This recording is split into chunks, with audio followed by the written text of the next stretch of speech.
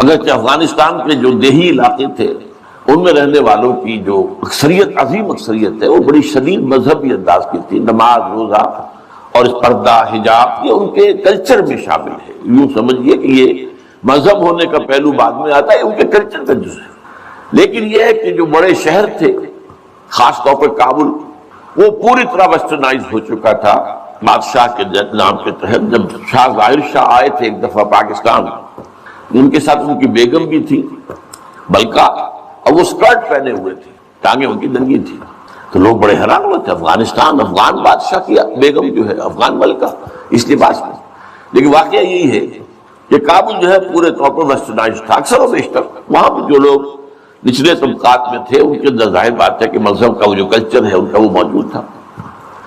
اس کیفیت میں ایک سڈن چینج آئی جب سردار داؤد خان نے تختہ الٹا ظاہر شاہ کا، اور ان کی لیننگز جو ہیں، رجحان جو ہیں، وہ روس کی طرف زیادہ تھے. لیکن یہ کہ وہ کوئی خالص نظریاتی کمیونسٹ نہیں تھے. اس کے بعد آپ کو یاد ہوگا یکے بعد دیگرے کئی قتل ہوئے. سردار داؤد کو کسی نے قتل کیا، پھر اس کو کسی اور نے قتل کیا، پھر کسی اور نے قتل کیا. اور اس کے بعد آخر میں کیا ہوا کہ روسی فوجیں اور کرمل جو تھا اس کے ساتھ روسی فوجیں آ گئی. تو یہ جو ایک تبدیلی ہوئی ہے، اس کے خلاف جو ہے اسلامی قوتوں کی طرف سے ریزنٹمنٹ آئی. اس لیے کہ اگرچہ ان تبدیلیوں کے دوران کمیونزم جو ہے وہ کم سے کم جو شہری علاقے تھے افغانستان کے، اس میں مضبوط قدم جما چکا تھا. پارٹیاں دو تھیں، پرچم اور خلق. لیکن ان دونوں کے درمیان فرق وہی تھا جو رشین ریولوشن میں مونشوکس اور بولشوکس کا تھا. پارٹیاں دو لیکن نظریہ ایک. کمیونزم ایک، قیادتیں دو جدا، دو پارٹیاں. اسی طریقے سے ان کی پارٹیاں دو تھیں، آپس میں ان کا جو ہے پاور سٹرگل بھی جاری تھی. لیکن کمیونزم کے اوپر وہ بالکل جو ہے پورے متفق تھے. اب یہاں پاکستان میں اس کا جو رد عمل ہوا اس کو سمجھیے، جو بہت صحیح ہوا. ابھی جب کہ وہ ریزسٹنس شروع ہوئی تھی اور روسی فوجیں نہیں آئی تھیں، ابھی گویا کہ ایک لوکل فینومینا تھا، گویا کہ سب کچھ جو ہے وہ افغانستان کے اندر، جس کو میلٹنگ پاٹ کہتے ہیں، اسی کے اندر تھا. تو اس وقت بھی ظاہر بات ہے کہ کمیونزم کے خلاف مسلمانوں کے اندر اور مذہبی مزاج کے لوگوں کے اندر ایک رد عمل شروع ہوا، ریزسٹنس شروع ہوا. اور ان میں خاص طور پر کالجوں اور یونیورسٹیوں کے طلبہ کا حصہ بہت زیادہ تھا. یہ لوگ وہ جو ہے یا تو جماعت اسلامی کے زیر اثر تھے، اور یا زیادہ تر جو ہے الاخوان المسلمون کے زیر اثر تھے. انہی کے لیڈروں میں حکمت یار تھے، گلبدین حکمت یار، انہی میں احمد شاہ مسعود، اور ان دونوں کی بڑی گہری دوستی تھی، بہت گہرے ایک دوسرے کے ساتھ یہ گویا کہ کامریڈز تھے اور ساتھی تھے. پھر استاد ربانی، عبد الرسول سیاف، اس قسم کے لوگ، ان لوگوں نے جو ریزسٹنس موومنٹ شروع کی. تو یہاں بھٹو صاحب نے اس وقت بالکل صحیح قدم اٹھایا. ان میں سے بعض لوگوں کو دعوت دی، وہ آئے دارالحکومت میں، بھٹو صاحب کے مہمان رہے. ان کی پیٹھ تھپ کی کہ ٹھیک ہے کرو کوشش، اور یقیناً کچھ نہ کچھ جو ہے انہیں مدد بھی دی ہوگی. لیکن یہ اس کے بارے میں مجھے معلوم کچھ نہیں ہے. اندازہ ہے کہ جب بلایا ہے، پیٹھ تھپ کی ہے، اس لیے کہ ظاہر بات ہے ان کو معلوم تھا یہ کہ اگر جو ہے یہاں پر کمیونزم آ گیا اور خاص طور پر روس اگر قابض ہو گیا تو پھر اس کا اگلا قدم پاکستان ہے. گویا کہ وہ جو صدیوں پرانا خواب ہے روسیوں کا، وہ زار کے زمانے کا خواب ہے کہ سائبیرین ریچ جو ہے وہ بہت ہی چاہتا تھا کہ کسی طریقے سے یہ افغانستان اور پاکستان کو رونگتے ہوئے، اور وہ جو ہے بحیرہ عرب، عربین سی اور بحر ہند، انڈین اوشن کے گرم پانیوں تک پہنچ جائے. لہذا افغانستان میں قدم جم گئے تو ظاہر بات ہے کہ اس کے بعد اگلا ہدف جو ہے وہ پاکستان ہوگا. یہ صورتحال تھی کہ جس میں بھٹو صاحب نے جو قدم اٹھایا وہ بالکل صحیح تھا. بعد میں جب روسی فوجیں آ گئیں، اب ایک ریزسٹنس شروع ہوئی زبردست. ان میں سب سے پہلے ریزسٹنس جو ہے وہ در حقیقت جو جہاد شروع ہوا ہے وہ جہاد فی سبیل الحریت تھا. اس کی بنیاد مذہبی نہیں تھی بلکہ آزادی. اس لیے کہ افغان قوم جو ہے وہ غلام رہنے کی عادی نہیں ہے، اس کے لیے ذہناً تیار نہیں، جذباتی طور پر تیار نہیں. یہ پوری تاریخ کی حقیقت ہے. یہ چنانچہ اسی زمانے میں جب روس کے خلاف جنگ جاری تھی اور جہاد ہو رہا تھا افغانستان میں، تو مارگریٹ تھیچر ایک دفعہ آئی تھی پاکستان کے دورے پر، اور وہ طورخم پر جا کر انہوں نے خطاب کیا تھا کچھ لوگوں سے، جس میں بڑے تاریخی جملے مجھے آج تک یاد ہیں. We learnt our lesson and the Russians will also soon learn their lesson. Afghanistan کے بارے میں ہم نے سبق سیکھ لیا تھا. ہم نے بار بار فوج کشی کی اور فتح کیا، لیکن اپنا قبضہ برقرار نہیں رکھ سکے. اسی طریقے سے بالفرض اگر روس نے قبضہ کر بھی لیا تو وہ یہاں رہ نہیں سکے گا. یہ ہر سبق جو ہے ہم نے تو سیکھ لیا ہے، روسی بھی سیکھ لیں گے. بہرحال اس وقت جو صورتحال پیدا ہوئی اس میں ایک فیکٹر جو نیا آیا اس کو ذہن میں رکھیے. اس وقت پورے عالم اسلام میں احیاء اسلام اور نفاذ شریعت کا ایک جذبہ پروان چڑھ رہا تھا. یہ جذبہ شروع ہوا ہے کب؟ جب کہ کولونیل رول کا بستر طے ہونا شروع ہوا. یہ یورپین جو پاورز تھی انہوں نے اپنا بستر رول کرنا شروع کیا. تو جیسے جیسے مسلمان ممالک آزاد ہوئے ان کو یاد آیا، جیسے آدمی کوئی نیند سے اٹھے تو یاد آیا کہ میں نے کوئی خواب دیکھا تھا. یاد آیا کہ ہمارا بھی تو ایک نظام ہوتا تھا نا، یا انگریزوں کے آنے سے پہلے، یا بلندیزیوں کے آنے سے پہلے، یا فرانسیسیوں کے آنے سے پہلے، یا اطالویوں کے آنے سے پہلے، یا اسپینیئرز کے آنے سے پہلے. یہ آخر ہمارا ایک نظام تھا، تو اب ہم اس نظام کو دوبارہ قائم کریں. یہ ایک جذبہ تھا، اگرچہ مبہم تھا، واضح نہیں تھا. اور یہ کہ آج کے دور میں اسلامی نظام کیا ہوگا، کیسے ہوگا، اس کے کوئی واضح تصورات نہیں تھے، لیکن جذبہ موجود تھا. اسی کو علامہ اقبال نے جو ہے ابلیس کی زبان سے کہلوایا ہے، وہ ابلیس کی مجلس شورا میں، کہ ہے اگر کوئی خطر مجھ کو تو اس امت سے ہے، نہ مجھے جمہوریت سے کوئی اندیشہ ہے. ہم نے خود شاہی کو پہنایا جمہوری لباس، یہ تو ہم نے خود ہی اس کو لباس اڑا دیا ہے شاہی کو، اور اسے جمہوریت کا رنگ دے دیا ہے. وہ انڈیویجول ساورنٹی کی بجائے پاپولر ساورنٹی، کلیکٹیو ساورنٹی، وہ شرک جو کا تو ہے، کفر جو کا تو ہے. اور نہ مجھے اشتراکیت سے کوئی اندیشہ ہے. کب ڈرا سکتے ہیں مجھ کو اشتراکی کوچا گرد؟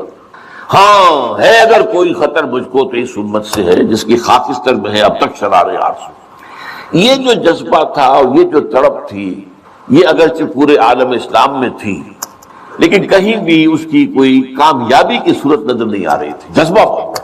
اس وقت ایسا ہوا کہ جہاد افغانستان کو ایک تو اس جذبے نے سپورٹ کیا، اور یہ جذبہ کھنچ کر آیا کہ شاید ہاں افغانستان کے اندر اب یہ کام عملاً ہو جائے گا. اس لیے پوری دنیا سے لوگ آئے، والنٹیئرز آئے، انہوں نے جانیں دی، انہوں نے وہاں پر محنتیں کی. اپنے کوئی انڈونیشیا سے چلا آ رہا ہے، کوئی برما سے چلا آ رہا ہے، کوئی فلسطین سے چلا آ رہا ہے، کوئی فلپائن سے چلا آ رہا ہے، کوئی تھائی لینڈ سے چلا آ رہا ہے، کوئی سعودی عرب سے چلا آ رہا ہے، کوئی مصر سے چلا آ رہا ہے، کوئی لیبیا سے چلا آ رہا ہے، کوئی چچنیا سے چلا آ رہا ہے. یہ سارے لوگ آئے وہاں، اس لیے کہ جذبہ یہ کہا گیا کہ یہ جہاد فی سبیل اللہ ہے. میں واضح کر چکا ہوں کہ میرے نزدیک وہ جہاد فی سبیل اللہ نہیں تھا. جہاد فی سبیل اللہ کی جو شرائط ہیں وہ یہ ہیں کہ پہلے دعوت اور اس میں اتمام حجت، پھر جو دعوت کو قبول کرے انہیں منظم کرنا، ڈسپلن آرگنائزیشن میں لانا، ایک امیر کے تابع ہونا، اس سے بیعت کرنا، اور پھر یہ کہ ان کی تربیت، ان کا تزکیہ یہ ہو کہ دل میں سوائے اللہ کی رضا کے کوئی اور جذبہ باقی نہ رہ جائے. یہ مال و دولت دنیا یہ نہیں، کچھ نہیں، نہ حکومت نہ سیادت، صرف اللہ کی رضا. اور یہ کہ جذبہ اتنا ابھر آئے کہ تن من دھن حتیٰ کہ جان دینے کے لیے تیار ہو جائے. یہ ساری شرائط ہیں جہاد فی سبیل اللہ کی. ظاہر بات ہے کہ وہاں پر تو جو ایک دم حملہ ہو گیا اور دوسری فوجی آ گئے تو نہ ان کاموں کا موقع تھا نہ اس کے لیے وقت تھا. وہ لوگ کھڑے ہو گئے. یہ جہاد فی سبیل حریت تھا، آزادی کا جہاد. اور مسلمان جب آزادی کا جہاد کرتا ہے تو وہ بھی جہاد فی سبیل اللہ ہی کی ایک قسم ہے، جائز جہاد ہے، اس میں جان دینا بھی شہادت ہے. اگرچہ وہ جو ایک مثبت جہاد فی سبیل اللہ وہ تو ہمیں سیرت صحابہ اور سیرت النبی صلی اللہ علیہ وسلم میں اس کا پورا نقشہ ملتا ہے. بہرحال ایک تو یہ کہ وہ کشش ان کو کھینچ کر لائی. دوسری طرف امریکہ نے وہ یہ چاہتا تھا کہ اسے نظر آ گیا کہ روس سے ایک تو جو بڑا پرانا اکاؤنٹ ہے، یعنی یہ کہ جو ویتنام میں روسیوں کے ہاتھوں شکست کھائی تھی امریکہ نے اور بھاگا تھا وہاں سے، تو گویا کہ اس کا بدلہ لینے کا یہ سنہرا وقت آ گیا ہے. اس سے بھرپور فائدہ اٹھایا جائے، اور یہ کہ اگر ہو سکے تو شاید اس حد تک بھی ان کے خیال میں ہو کہ یو ایس ایس آر کو ختم کر دیا جائے. میرے خیال میں ایسا نہیں تھا، وہ یہ نہیں سمجھتے تھے کہ یو ایس ایس آر ختم ہو جائے گا، لیکن یہ کہ بہت کمزور ہو جائے گا اور یہ کہ اس کی بلیڈنگ ہو جائے گی. اس کے لیے اس نے اس جہاد کا غلغلہ دوسروں سے بڑھ کر، مسلمانوں سے بڑھ کر جو ہے دنیا میں بلند کیا، اور ان جہادی لیڈروں کا کردار بنایا پوری دنیا میں، ان کی شخصیت کی امیجز بنائی ہیں۔ احمد شاہ مسعود کو دی لائن آف پنشیر پوری دنیا کے اندر اس کے بارے میں جو ہے وہ دھاک بٹھائی گئی، تاکہ یہ لوگ زیادہ سے زیادہ لوگ آ جائیں، والنٹیئر مل جائیں۔ ہمارا آدمی تو کوئی نہیں مرے گا، ہم تو پیسے دیں گے اور ہتھیار دیں گے، مریں گے یہ مسلمان مریں گے، چاہے وہ افغان ہیں چاہے باہر سے آنے والے ہیں۔ تو وہ جو غلغلہ جہاد کا تھا، اور اس میں گویا کہ ایک طرح سے امریکہ کے اس ایجنڈے کو نہ جانتے ہوئے نہ سمجھتے ہوئے گویا کہ لا علمی میں جو تقویت پہنچائی وہ ایسے لیڈروں نے، جن میں بن لادن بھی ہیں، وہ جہاد کے لیے لوگوں کو کھینچ کھینچ کر علم مبارک سے لے کر آئے۔ ان میں عبداللہ ابن عزام بھی تھے، شہید رحمۃ اللہ علیہ۔ انہی میں عمر عبد الرحمن ہے، جس وقت امریکہ کی جیل میں پڑے ہوئے۔ یہ سب لوگ کیا تھے؟ جہاد کے نام پر دنیا سے لوگوں کو لے کر آ رہے تھے، اور اس میں گویا کہ نہ جانتے ہوئے اننوئنگلی وہ امریکہ کے اعلی کار بن گئے تھے۔ بہرحال اس میں نتیجہ جو نکلا، مجاہدین جب مجاہدین کو فتح ہو گئی، ظاہر بات ہے اس میں دونوں فیکٹرز ان میں رکھیے، صرف مجاہدین کی سرفروشی اور جانفشانی نہیں، امریکہ کے ہتھیار نے یقیناً اس میں ایک بڑا ڈیسائسو رول پلے کیا، خصوصاً تازہ ترین ہتھیار اسٹنگر میزائل جسے دنیا جانتی نہیں تھی وہ دے دیا۔ اور اصل میں جو روسی فوج جو ہے دل برداشتہ ہو کر بھاگی ہے، اس میں اسٹنگر میزائل کا بہت بڑا دخل تھا، کیونکہ ان کا سب سے بڑا ہتھیار تھا جو وہ گن شپ ہیلی کاپٹرز لے کر آتے تھے، اور وہ ظاہر بات ہے جہاں پہاڑوں کے اوپر بھی مورچے لگائے ہوئے تھے وہاں ظاہر بات ہے ٹینک تو نہیں پہنچ سکتے تھے، کوئی اور بمباری کرنا مشکل تھی، تو یہ گن شپ بڑے جہازوں سے بہت نیچے آ کر بمباری بھی ممکن نہیں تھی، تو گن شپ ہیلی کاپٹر سے جو بمباری وہ کرتے تھے، فائرنگ کرتے تھے، وہ ان کا سب سے بڑا ہتھیار تھا، اور اس کو بالکل ختم کر کے رکھ دیا اسٹنگر میزائل۔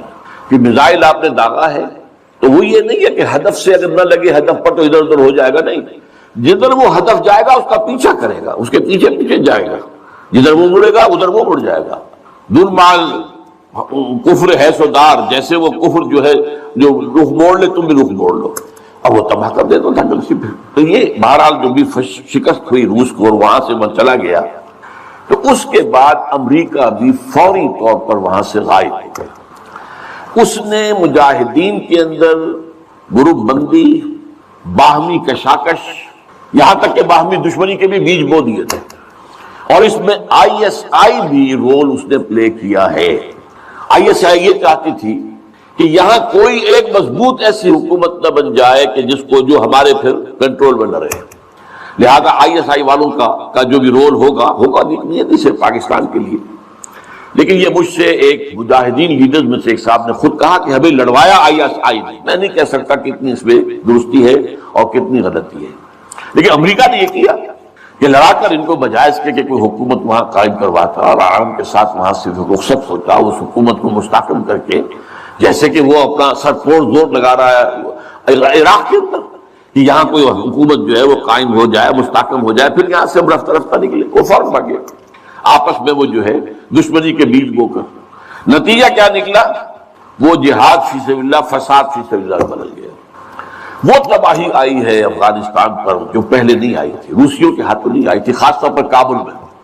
اصل تباہی و بربادی جو خانہ جنگی سے آئی ہے، اور اس کا ایک اور نتیجہ یہ نکلا کہ مختلف علاقوں میں وارڈ لارڈز نے اپنی چھوٹی چھوٹی حکومتیں، ریاستیں قائم کر لی۔ وارڈ لارڈز، ہتھیار ان کے پاس ہیں، اور وہ ہتھیار جو ہیں اس جنگ کے اندر امریکہ کے دیے ہوئے ان کے پاس بہت کافی جو ہے ابھی موجود تھے، ان کا اسلحہ خانہ تھا، تو اپنے علاقے معین کر لیے، اور وہاں یہ ہے کہ انہوں نے ٹیکس لینے شروع کی، جگہ ٹیکس، جو بھی گاڑی گزرے، بس گزرے، کوئی منی بس گزرے، کوئی ٹیکسی گزرے، ٹیکس دو، یہاں سے نکل کر اگلے میں گئے تو وہاں پھر ٹیکس دو، وہاں سے نکل کر اگلے کوئی وارڈ لارڈ کا علاقہ گیا وہاں ٹیکس دو، اور نہ صرف یہ کہ ٹیکس بلکہ وہ یہ بھی کہا جاتا ہے کہ وہ خوبصورت عورتوں کو بھی اتار لیتے تھے اور خوبصورت لڑکوں کو بھی اتار لیتے تھے۔ یہ جو صورتحال تھی، اس سے افغان لوگوں کا کہ ناک میں دم سب پریشان ہو گئے۔ اچھا، یہ جو میں نے کہا ہے کہ یہ امریکہ نے جو مجاہدین کی قیادت تھی اسے آپس میں لڑا کر پھر یہاں سے بھاگ جانے کے اندر غافل سمجھی، اس کی وجہ یہ تھی امریکہ کو اندیشہ تھا کہ یہ لوگ پڑھے لکھے جدید تعلیم یافتہ ہیں، یہ انجینئرز ہیں، گلبدین حکمت یار احمد شاہ مسعود، استاد ربانی بڑے عالم ہیں، فاضل ہیں، عبدالرسول سیاب الازہر کے پڑھے ہوئے تھے، اسی طریقے سے صبغت اللہ جو ہیں وہ بھی بڑے عالم آدمی تھے اور پڑھے لکھے آدمی تھے، جدید تعلیم یافتہ بھی اور قدیم کے لیے بھی جاتا بھی۔ تو اس اعتبار سے انہیں اندیشہ تھا ان لوگوں کی حکومت بن گئی اگر تو یہ ایک ماڈرن اسلامک اسٹیٹ بنا دیں گے، اور یہ وہ شے ہے جو ہمارے لیے سب سے زیادہ خطرناک، سب سے زیادہ ناپسندیدہ معاملہ ہوگا، اس لیے کہ اگر واقعی طرح کی ماڈرن اسلامک اسٹیٹ وجود میں آ گئی تو ہمارے نظام کا خاتمہ ہو جائے۔ وہ تو یہ کہ سورج طلوع ہوتا ہے تو تاریکی تو جائے گی، رات کو تو جانا ہی جانا ہے، وہ تو جب تک سورج طلوع نہیں ہوتا رات کی تاریکی ہے، یہ انہیں اندازہ تھا خوب۔ بہرحال اس لیے انہوں نے خاص طور پر ان کو آپس میں لڑایا بھی۔ اس کے بعد یہ ہے کہ جب افغانستان کے لوگوں کے ناک میں دم آ گیا تو اب یہ ایک مرد مجاہد ملا عمر کھڑا ہوا، وہ کوئی بڑا عالم دین نہیں بلکہ پوری طرح جو ہے وہ تعلیم یافتہ بھی نہیں ہے عربی مدارس وغیرہ سے، اور ان کے ساتھ عربی مدارس کے طلباء طالبان وہ کچھ کھڑے ہو گئے کمر کس لیے کہ اب یہاں کسی طرح امن قائم کیا جائے۔ یہ پکار ایسی تھی کہ جو گویا کہ افغانوں کے دل کی پکار تھی، تنگ آئے ہوئے تھے ان وار لارڈ سے اور ان کے مظالم سے اور ان کے استحصال سے، لہذا وہ جہاں گئے ان کا استقبال ہوا۔ بہت سے لوگوں نے اپنے ہتھیار ان کے حوالے کر دیے، یہاں تک کہ گلبدین حکمتیار جو بالکل کابل کے پاس پڑا ہوا تھا اپنی فوجیں لے کر، اور گویا کہ وہ کسی فائنل اسالٹ کی تیاری میں تھا، جب یہ آئے ہیں تو اس نے راستہ دے دیا اور خود پیچھے ہٹ گیا۔ اس طریقے سے یوں سمجھیے کہ در حقیقت افغانستان میں ان طالبان کی حکومت جو ہے یہ گاڈ گیون ہے۔ وہ جو ایک شعر ہے کہ خود بخود تیار ہے پکے ہوئے پھل کی طرح، دیکھیے گرتا ہے آخر کس کی جھولی میں فرنگ۔ تو یہ حالات نے اس درجے صورت اختیار کر لی تھی کہ یہ طالبان کو کوئی ریزسٹنس نہیں ملی اور ان کی جو ہے حکومت قائم ہو گئی، بلکہ یہ گویا کہ اللہ تعالیٰ کی جو ہے حکمت کا ایک ظہور ہوا ہے۔ اس میں امریکہ نے اور امریکہ کے کہنے پر پاکستان نے، سعودی عرب نے، امارات نے طالبان کو سپورٹ کیا۔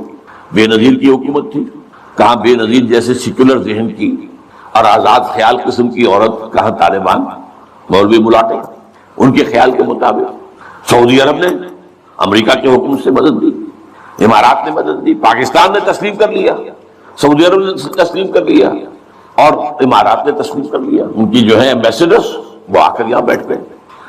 اس کی وجہ کیا ہے؟ امریکہ سمجھتا تھا یہ ٹھیک ہے، یہ ملا ملاٹے ہیں، انہیں کوئی دنیا کا کوئی علم ہے نہیں، یہ جانتے ہی نہیں، لہذا ان سے کھیلنا آسان ہے، انہیں ہم اپنی انگلیوں پر نچائیں گے، ان کو کٹ پتلی بنا لیں گے۔ اس پہلو سے انہوں نے کہا کہ یہ اچھا ہے، یہ لوگ اگر آ جائیں تو ٹھیک ہے، وہ خطرہ نہیں ہے کہ یہاں کوئی ایک ایسا اسلامی نظام سامنے آ جائے جو جدید دنیا کے تمام تصورات اور تقاضوں کو بھی پورا کرتا ہو اور کتاب و سنت کے تقاضوں کو پورا کرتا ہو، اس کا کوئی اندیشہ نہیں ہے، لہذا انہیں مدد دی۔ لیکن ہوا کیا؟ دو کام ایسے ہوئے ہیں کہ ایک تو افغانستان کے 90% علاقے پر قبضہ جو ہوا تو امن، کلی امن، چوری ختم، ڈکیتی ختم، زنا بالجبر ختم، زنا ختم۔ تو اب آنکھیں کھل گئی امریکہ کی، یہ کیا ہو رہا ہے؟ اور ملا عمر کے ایک حکم پر پاپی کی کاشت زیرو۔ اب یہ ہے کہ کفر کے ایوانوں میں پوری دنیا میں خطرے کی گھنٹیاں بجی۔ یہ معاملہ کیا ہے؟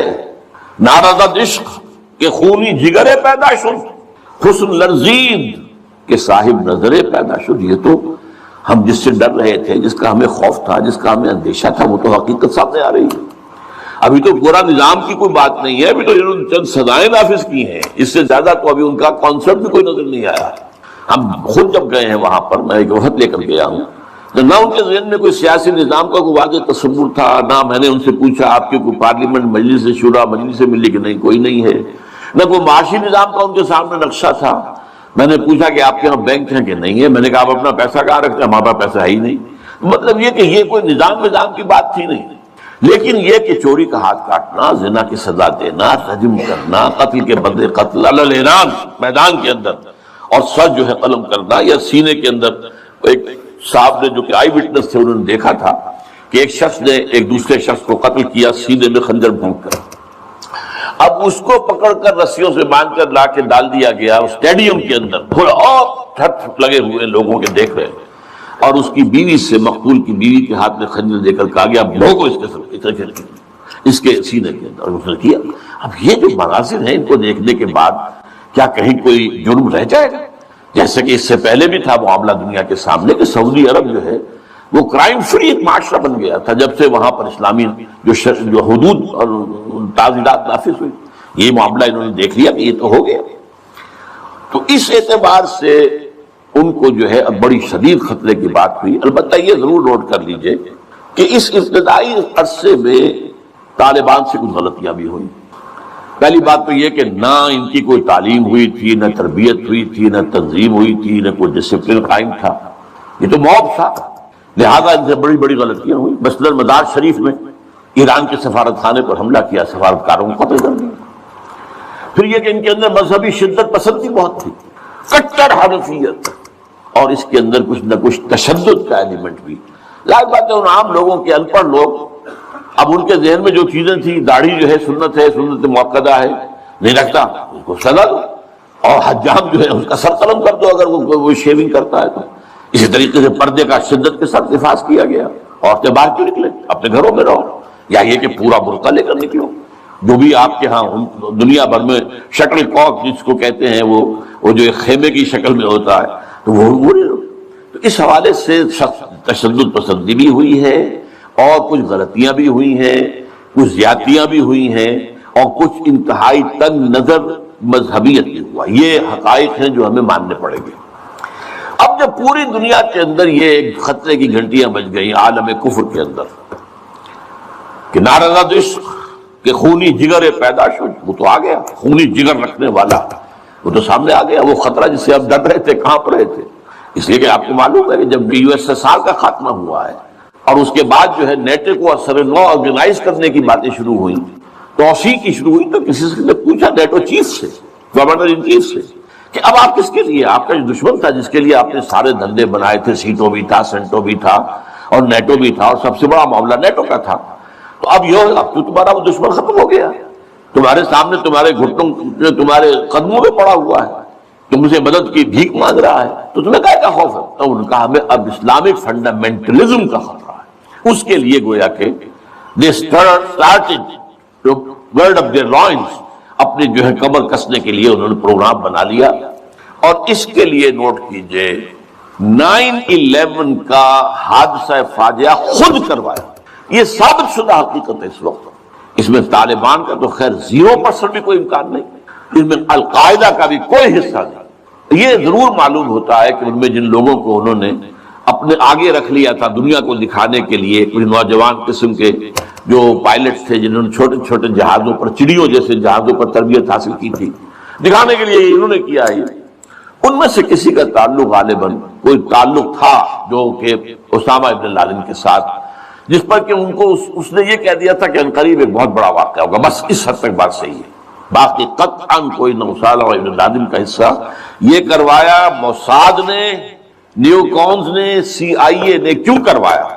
اس لیے کہ ان کے سامنے اب افغانستان کے اندر ایک بہت بڑی فوج کشی کرنے کے لیے ایک بہت بڑی طاقت کی ضرورت ہے، اور یہ بہت بڑی طاقت جو ہے اس کے لیے امریکہ کا جو پبلک اوپینین ہے تیار نہیں ہوگا جب تک کہ اتنا بڑا کوئی حادثہ نہ ہو جائے، اور دنیا کی بھی بڑی کولیشن نہیں بنے گی جب تک کہ اتنا بڑا کوئی حادثہ نہ ہو جائے۔ یہ انہوں نے خود کرایا، اس لیے کہ اس سے پہلے یہ ایک اور بات جو ہے وہ بیچ میں آ گئی ہے، لیکن میں بیان کر دوں کہ یہ تو 90s کے اندر، لیٹ 90s میں بات ہو گئی تھی کہ امریکہ میں جو ٹاپ کے تھنک ٹینکس تھے وہ سوچ رہے تھے کہ 21ویں صدی میں امریکہ اس گلوب کی سپریم سپر پاور کیسے رہے، اپنی اس پوزیشن کو جو حاصل ہو گئی اس وقت اور بھی مضبوط کرے۔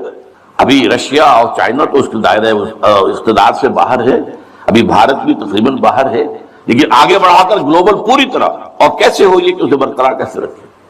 تو اس پر ان کے تھنک ٹینکس تھے، اور اسی پر ان کا ایک مقالہ شائع ہوا تھا، امریکہ نیڈز اے پرل ہاربر، امریکہ کو ایک پرل ہاربر جیسے واقعے کی ضرورت ہے۔ اب یہ تاریخی بات سمجھ لیجئے، امریکہ دوسری عالمگیر جنگ تک، سیکنڈ ورلڈ وار تک انٹرنیشنل معاملات میں کبھی آیا ہی نہیں تھا، وہ تو بڑے آرام سے تھا، دو اوشنز کے درمیان ادھر اٹلانٹک ہے ادھر پیسیفک ہے، ظاہر بات ہے کہ ان قریب قریب قریب کوئی دشمن ہے ہی نہیں، لہذا اسے تو اپنا معیار زندگی بہتر بناؤ، اپنے حالات بہتر بناؤ، اپنے انوائرمنٹس بہتر بناؤ، اپنا یہ کرو اپنا وہ کرو بس۔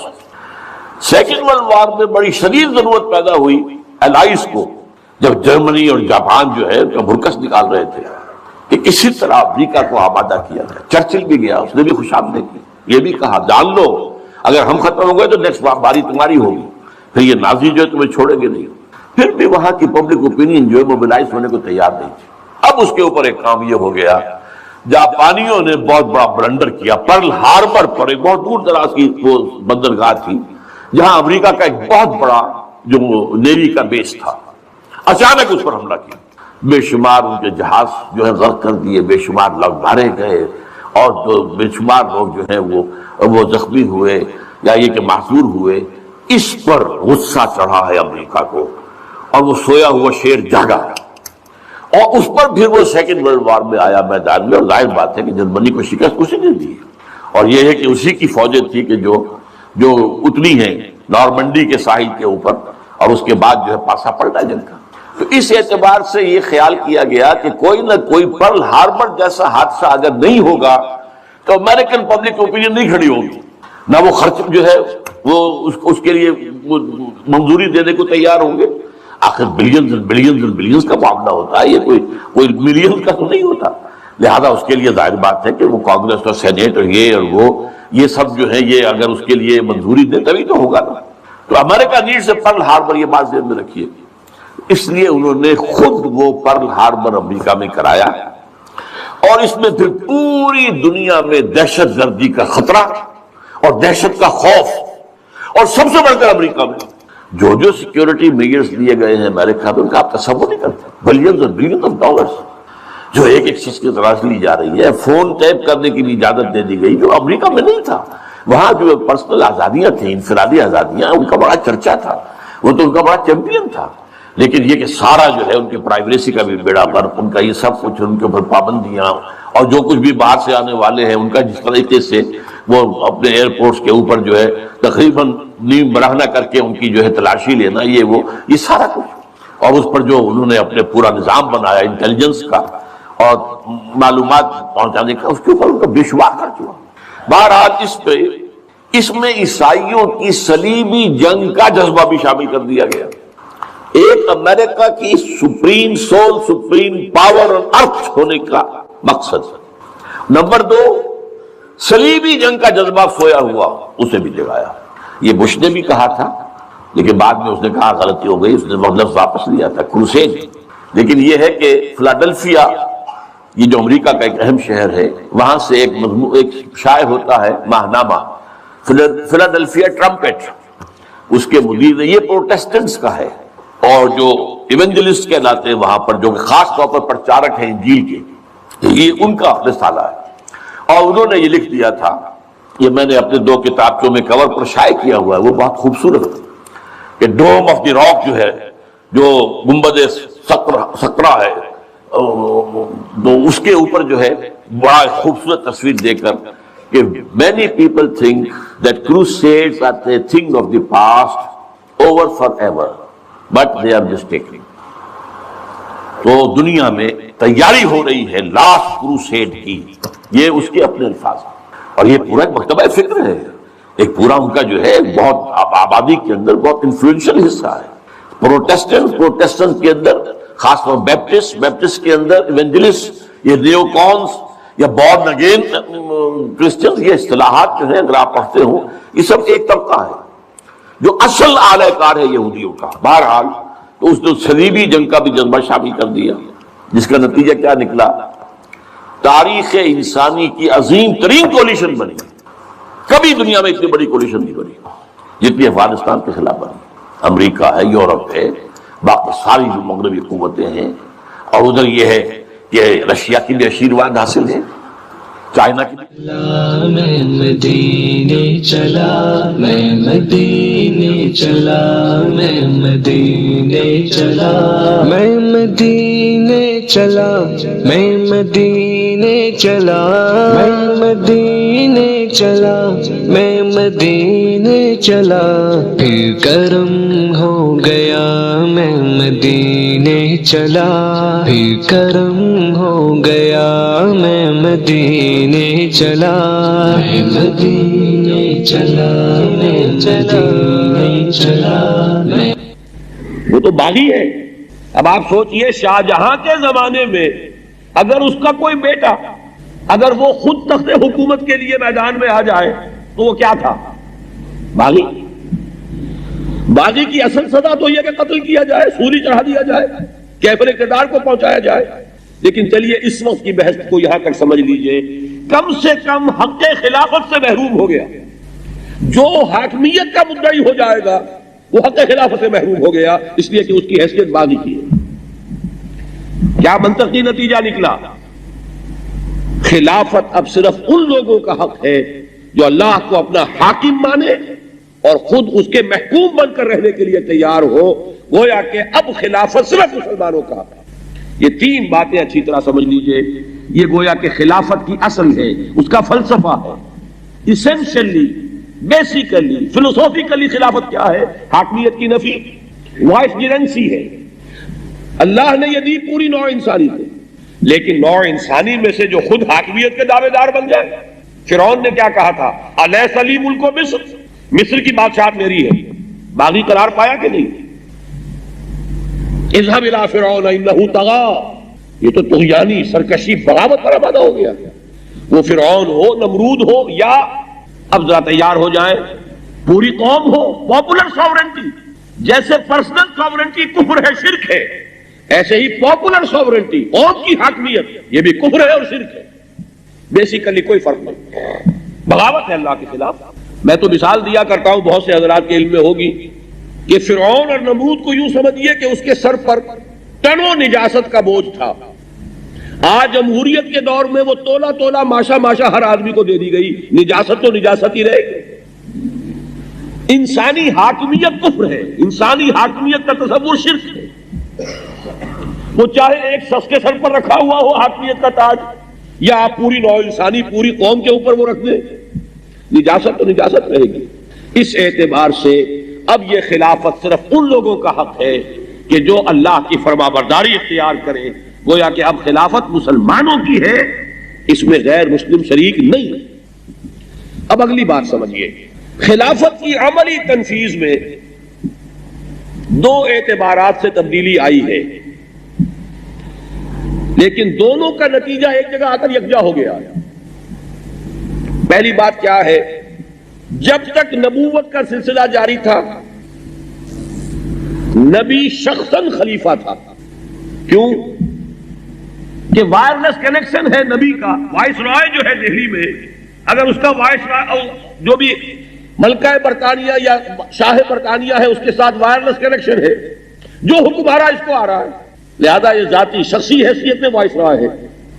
نبی کے پاس اللہ کا حکم آ رہا ہے براہ راست وحی کے ذریعے سے، لہذا نبی ہی خلیفہ ہے۔ یہ بات ذرا اچھی طرح سمجھ لیجئے۔ یہی وجہ ہے، عربی زبان سے اتنی شدت تو بہت سے حضرات کو ہوگی، یا داود انا جعلناک خلیفتن فی الارض، کا یہ ضمیر جو ہے واحد کی ہے۔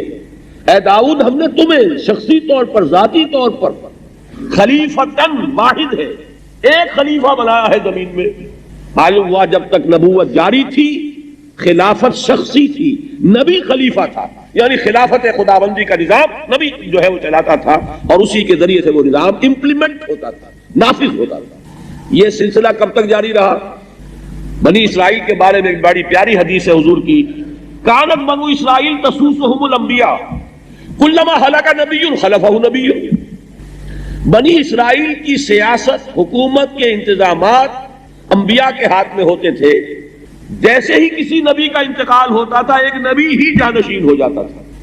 یہ عجیب بات ہے، اس سابقہ امت کو جو اللہ نے فضیلت عطا فرمائی، یہ میری اس کتاب کا موضوع ہے، تفصیل اس میں ہے۔ کتنی بڑی فضیلت!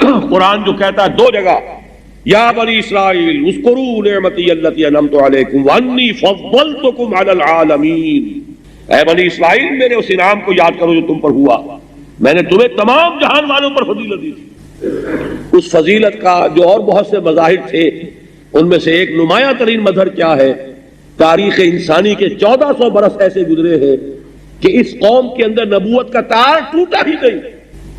حضرت موسیٰ، حضرت ہارون، دو نبی بیک وقت موجود، 1400 برس بعد حضرت عیسیٰ اور حضرت یحییٰ پھر دو نبی موجود، اور ان کے درمیان یہ سلسلہ نبوت مسلسل جاری ہے، جس کی سب سے نمایاں مثال کیا ہے؟ حضرت داؤد نبی بھی ہے، کہنے کو بادشاہ ہے، حقیقت میں خلیفہ ہے، اور ان کے بیٹے حضرت سلیمان نبی بھی ہے، کیلف کنگ کہہ لیجئے، بظاہر بادشاہ، حقیقت میں خلیفہ، اس لیے کہ جب بادشاہ خود جو ہے وہ اللہ کے حکم ہی کو نافذ کر رہا ہو تو خلیفہ ہے۔ یہی معاملہ ہے، اب سمجھ لیجئے خود حضور کی زندگی میں لفظ خلیفہ کیوں استعمال نہیں ہوا؟ دیکھیے حضور خود خلیفہ تھے صلی اللہ علیہ وسلم، آپ نبی تھے، نبی ہونے کی حیثیت سے ذاتی طور پر خلیفہ ہیں، جیسے داؤد خلیفہ۔ البتہ جب نبی اکرم صلی اللہ علیہ وسلم پر نبوت کا سلسلہ اختتام کو پہنچ گیا، اب شخصی خلافت ختم۔ اچھی طرح نوٹ کیجئے اس کو، یہیں سے ساری ہماری جو عہد حاضر میں خلافت کا نظام بنے گا سیاسی اور دستوری، یہ در حقیقت اس کی بنیادیں ہیں جو استوار ہو رہی ہے عقلی اعتبار سے۔ شخصی خلافت ختم۔ شخصی خلافت تھی کب تک؟ جب تک نبوت کا سلسلہ جاری تھا، براہ راست کمیونیکیشن ہے نبی اور اللہ کے مابین، لہذا اللہ کا خلیفہ نبی ہے۔ جب نبوت ختم، وہ وائرلیس سسٹم ختم، وحی کی کھڑکی بند، اب خلافت اجتماعی ہو گئی۔ یہی وجہ ہے کہ اس آیت میں اب جمع کا صیغہ آیا، وعد اللہ الذین آمنوا منکم وعملوا الصالحات لیستخلفنہم فی الارض۔ اب خلافت اجتماعی ہے، انفرادی خلافت کا زمانہ گزر گیا، کوئی شخص کلیم نہیں کر سکتا انفرادی خلافت کا حق، یہ اجتماعی خلافت ہے مسلمانوں کی اجتماعی خلافت۔ ایک دوسرے اعتبار سے نوٹ کیجئے، ایک جو ارتقائی عمل جاری تھا انسان کا تمدنی، کبھی انسان غاروں میں رہتا تھا، کوئی اجتماعی نظام تھا ہی نہیں، پھر قبیلے کا نظام آیا، چیف آف دی ٹرائب، قبیلے کا سردار۔ اب قبیلے کا سردار دو طرح کا ہو سکتا ہے، ایک وہ جو سرکش ہے، باغی ہے، کافر ہے، ایک وہ جو خود اللہ کا مطیع ہے۔ وہ سردار کسی قبیلے کا جو اللہ کا مطیع فرمان ہے، وہ حقیقت میں خلیفہ ہے۔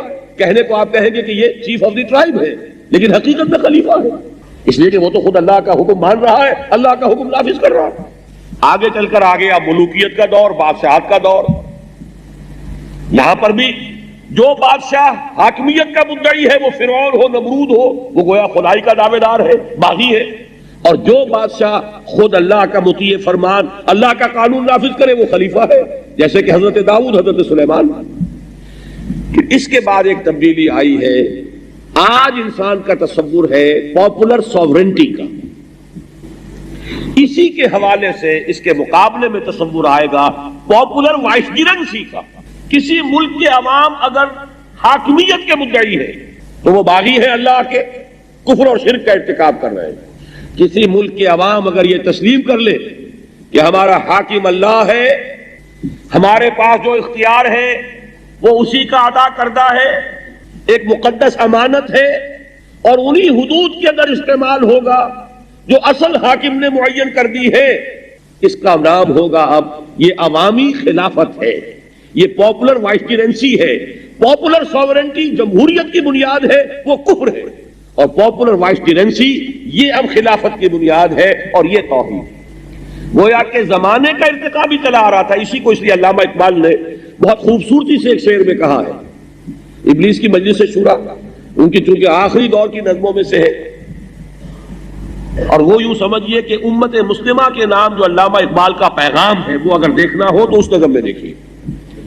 بہرحال وہ انسان تھے، انسان کے فکر میں ارتقا بھی ہوتا ہے، کبھی تنزل بھی ہو جاتا ہے، غلطی بھی ہوتی ہے۔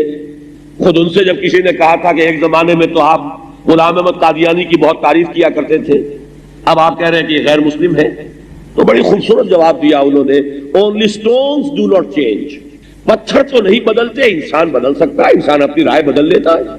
میں مغالطے میں تھا، غلط فہمی میں تھا، اب میری رائے یہ ہے۔ اگر میری رائے میں کوئی وزن اس وقت تھا تو آج میری عمر زیادہ ہے، میرا تجربہ زیادہ ہے، فہم زیادہ ہے، میری رائے یہ۔ بہرحال اس کو یوں سمجھیے کہ آخری نظم ان کی مسلمانوں کے نام پیغام جو ہے، ان کے پچھلے دور کی باتوں کو بھول جائیے۔ وہ تو سارے یہاں سے اچھا ہندوستان ہمارا، یہ بھی ایک نعرہ کبھی انہوں نے لگایا تھا اور ترانہ گایا تھا، پھر وہ بھی آیا کہ تینوں عرب ہمارا، ہندوستان ہمارا، مسلم ہے ہم، وطن ہے سارا جہاں ہمارا۔ بہرحال مختلف ادوار کی بات ہے، لیکن آخری چونکہ ارمغان حجاز تو ان کی زندگی میں چھپی بھی نہیں، بعد میں چھپی۔ اس میں بڑا خوبصورت شعر ہے، ابلیس کے ایک مشیر نے اس جو مجلس شورا تھی ابلیس کی، اس میں بڑا کنسرن ظاہر کیا، بہت تشویش کا اظہار کیا، جمہوریت آ رہی ہے تو اس سے تو ہمیں تو بڑا خطرہ ہے، ابلیسیت کو، شیطنت کو بڑا خطرہ ہے، جمہوریت عوامی حکومت آ رہی ہے۔ تو دوسرا جو مشیر ہے وہ کہتا ہے کہ کیوں گھبرا رہے ہو، ہم نے خود شاہی کو پہنایا ہے جمہوری لباس، جب ذرا آدم ہوا ہے خود شناس و خود نگر۔ یہ تو جمہوریت ہے کیا؟ ہم نے خود ہی ایک نیا ایڈیشن جو ہے انسانی حاکمیت کا، اصل کفر اور شرک تو ہے انسانی حاکمیت۔ آج کا انسان ذرا اپنی ذاتی حیثیت، اپنے حقوق، ذرا کچھ زیادہ شعور اس کے اندر پیدا ہو گیا ہے، خود شناس ہو گیا ہے، خود نگر ہو گیا ہے، تو ہم نے یہی کیا ہے کہ وہ ٹنو نجاست جو ہے وہ ہم نے تولے تولا ماشا ماشا سب میں تقسیم کر دی ہے، تو نجاست کی نجاست، وہی کفر وہی شرک۔ ہم نے خود شاہی کو پہنایا ہے جمہوری لباس، جب ذرا آدم ہوا ہے خود شناس اور خود نگر۔ تو آدم کے خود شناس اور خود نگر ہونے کا جو تقاضا ہے وہ کفر کی سطح پر یوں پورا ہوا کہ عوامی حاکمیت پیدا ہو گئی، اور اسلام اور توحید کی سطح پر اس طرح پورا ہوا کہ ختم نبوت کے نتیجے میں خلافت عوامی ہو گئی، خلافت اجتماعی ہو گئی، اب خلافت شخصی نہیں رہی۔ اور یہ در حقیقت زمانے کے ارتقائی عمل کے ساتھ ایک مطابقت ہے جو اللہ تعالیٰ نے اس طرح پیدا فرما دی ہے کہ جب تک نبوت کا نظام چل رہا تھا خلافت شخصی تھی، نبی اپنی ذات میں اللہ کا خلیفہ تھا، اور جیسے ہی نبی اکرم صلی اللہ علیہ وسلم پر یہ نبوت کا سلسلہ ختم ہوا، اب یہ خلافت مسلمانوں کی ہے، یہ مسلمانوں کا امر ہے، یہ مسلمانوں کا اجتماعی حق ہے۔ چنانچہ میں اس کے من میں ایک حدیث سنا کر جو حضرت عمر رضی اللہ تعالیٰ عنہ کے عہد خلافت کے آخری ایام کا واقعہ ہے، آج کی گفتگو ختم کر دوں گا۔ بڑی اہم حدیث ہے، صحیح بخاری میں بھی ہے اور اصل میں مسند احمد ابن حنبل کی روایت ہے۔ حضرت عمر رضی اللہ تعالیٰ عنہ اپنے زندگی کے آخری حج پر تھے، وہاں حضرت عبد الرحمن ابن عوف رضی اللہ تعالیٰ عنہ آئے، مکہ مکرمہ میں تھے۔ انہوں نے کہا کہ امیر المومنین، میں ایک چہمے گوئی سن رہا ہوں، ایک سازش ہو رہی ہے، کانسپیریسی ہے۔ کچھ لوگ یہ کہہ رہے ہیں کہ جیسے ہی عمر کی زندگی کا چراغ گل ہوا، جیسے ہی عمر کا انتقال ہوا رضی اللہ تعالیٰ عنہ، ہم بغیر کسی مشورے وغیرہ کی مہلت دیے ہوئے فوراً فلاں شخص کے ہاتھ پر بیعت کر لیں گے۔ حدیث میں یہ معین نہیں ہے کہ کس شخص کے ہاتھ پر بیعت کر لیں گے۔ میرا گمان ہے کہ شاید یہ بات حضرت علی کے بارے میں ہو رضی اللہ تعالی عنہ، اس لیے کہ بنو امیہ، بنو ہاشم کی جو بھی قدیم چشمک تھی پرانی، دبی ہوئی تو وہ راکھ کے اندر دبی ہوئی چنگاریاں تو موجود تھیں، اور دشمنان جو تھے اسلام کے بالخصوص یہودی، عبداللہ ابن سبا یہودی یمن کا، اسی نے آ کر حضرت عثمان کے عہد خلافت میں پھر فتنہ اٹھایا، الفتنۃ الکبریٰ۔ بہرحال معلوم ہوتا ہے کہ اسی قسم کی کوئی بات اس وقت بھی تھی کہ بجائے اس کے کہ مشورہ ہو، مشورے میں ظاہر بات ہے کہ ایک کی بجائے دو، دو کے بجائے تین نام آ سکتے، پھر گفتگو ہوگی، پھر بحث ہوگی، تمہیس ہوگی، ہم موقع ہی نہیں دیں گے مشورے کا، اچانک فوراً فلاں شخص کے ہاتھ پر بیعت کر لیں گے۔ میں پھر عرض کر دوں، حدیث میں کسی شخص کے معین کا نام نہیں ہے، میرا گمان ہے جو میں نے عرض کیا، واللہ عالم۔ حضرت عمر بڑے پریشان ہوئے، آپ نے فرمایا فوراً مسلمانوں کو جمع کرو، اعلان عام کرو، سب جمع ہو جائے۔ میں ابھی خطاب کروں گا، فَمُحَذِّرُهُمْ هَؤُلَاءِ الرَّهْطِ الَّذِينَ يَحْسَبُونَ الْمُسْلِمِينَ أَمْرَهُمْ۔ میں مسلمانوں کو خبردار کرنا چاہتا ہوں ان لوگوں کی سازش سے جو مسلمانوں کو ان کے معاملے سے محروم کرنا چاہتے ہیں، ان کے حق سے محروم کرنا چاہتے ہیں۔ یہ مسلمانوں کا حق ہے کہ وہ باہمی مشورے سے، امرہم شورا بینہم، باہمی مشورے سے کسی کو ہم خلیفہ بنائیں گے، کوئی شخص اپنی ذاتی حیثیت میں مدعی ہو کر کھڑا نہیں ہو سکتا۔ یہ مسلمانوں کا معاملہ ہے، اور عجیب بات یہ ہے کہ یہاں لفظ مومنین نہیں آیا، مسلمین آیا ہے۔ میں اس کو جب دستوری خاکہ جو ہے عہد حاضر میں اس نظام خلافت کا، اس میں پھر تفصیل سے اس پر گفتگو ہوگی۔ قانونی جو سطح ہے اسلامی ریاست کی وہ در حقیقت اسلام ہے۔ ایمان تو ایک چھپی ہوئی حقیقت ہے جو دلوں کے اندر ہے، کوئی یقین کے ساتھ نہیں کہہ سکتا کہ اس کے دل میں ایمان ہے اور اس کے دل میں نہیں ہے۔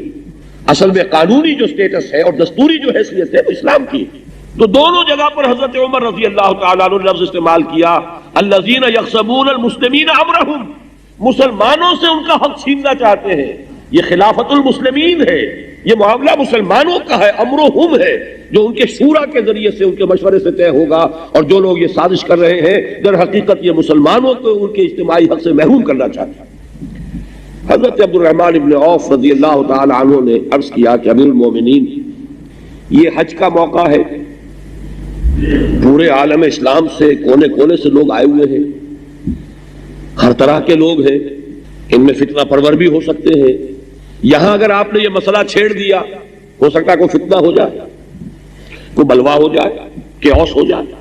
لہذا بہتر یہ ہے کہ جو مدینہ منورہ جو دارالخلافہ ہے، جہاں اصحاب الحل والعقد موجود ہے، وہاں جا کر یہ بات کیجیے گا۔ حضرت عمر رضی اللہ تعالی عنہ نے حضرت عبد الرحمن ابن عوف رضی اللہ تعالی عنہ کیا یہ مشورہ قبول کیا کہ بات صحیح ہے، صحیح ہے، ورنہ فوری رد عمل تو ان کا وہ تھا کہ فوراً بلاؤ اور جمع کرو۔ اس سے اندازہ ہوتا ہے کہ کتنی اہمیت سمجھی حضرت عمر رضی اللہ تعالی عنہ نے اس مسئلے کی۔ یہ خلافت کا مسئلہ جو ہے اس طرح اچانک ہونے والا نہیں ہے بلکہ مشورے سے۔ پھر جب مدینے آپ واپس پہنچے ہیں، پھر وہاں جمع کیا ہے لوگوں کو، وہاں طویل خطبہ دیا، بڑی طویل حدیث ہے، یہ بخاری میں بھی ہے، مسند احمد ابن حنبل میں بھی ہے، جس کا ایک آخری جملہ میں آپ کو بتا رہا ہوں، من بایا امیرا عن غیر مشورۃ المسلمین فلا بیعۃ لہ، جو شخص مسلمانوں کے مشورے کے بغیر کسی خلیفہ کی بیعت کرے گا اس کی کوئی بیعت نہیں، وہ بیعت نل اینڈ وائڈ ہو جائے گا۔ تو میں نے آج جو اصل خلافت ہے، خلافت کی بنیاد جو ہے، پھر گن لیجئے، ان چیزوں کو ذہن میں رکھیے، اس لیے کہ اس سے بات آگے چلے گی۔ اب تو ہم سمجھیں گے کہ دستوری ڈھانچہ کیا ہوگا، سیاسی نظام کیا ہوگا، معاشی نظام کیا ہوگا، اس لیے کہ ہر شے جو ہے کسی بنیاد پر، ایک درخت ہے، اس کی پھر شاخیں ہیں، اس میں پتے ہیں، اس میں پھول ہے، اس میں پھل لگتا ہے۔ تو اصل جڑ سمجھیے، خلافت اصل میں ضد ہے حاکمیت کی۔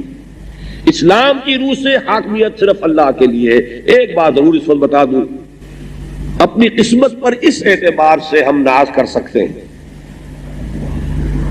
واحد ملک ہے یہ پاکستان، جس میں جس وقت ہماری آبادی مشرقی اور مغربی پاکستان کی ملا کر 10 کروڑ ہوتی تھی، سن 49 کی بات کر رہا ہوں، ہماری جو سب سے اونچی اسمبلی تھی، دستور ساز اسمبلی، جو گویا کہ اس پوری قوم کی زبان کی حیثیت رکھتی تھی، اس کی طرف سے بولنے کی مجاز تھی۔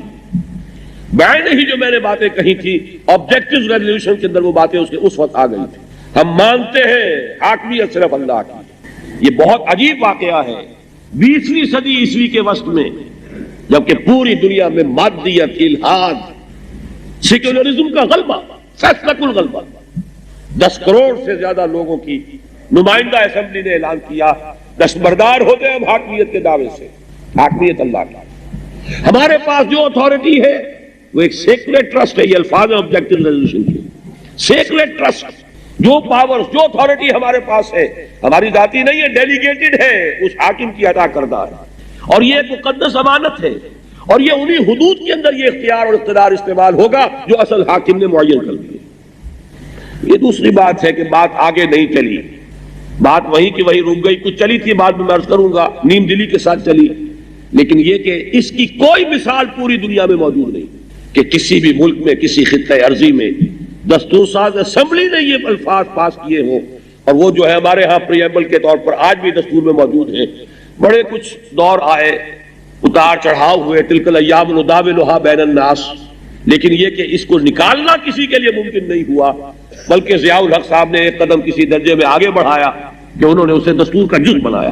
اب وہ دفعہ 2 الف کی حیثیت سے دستور کا جز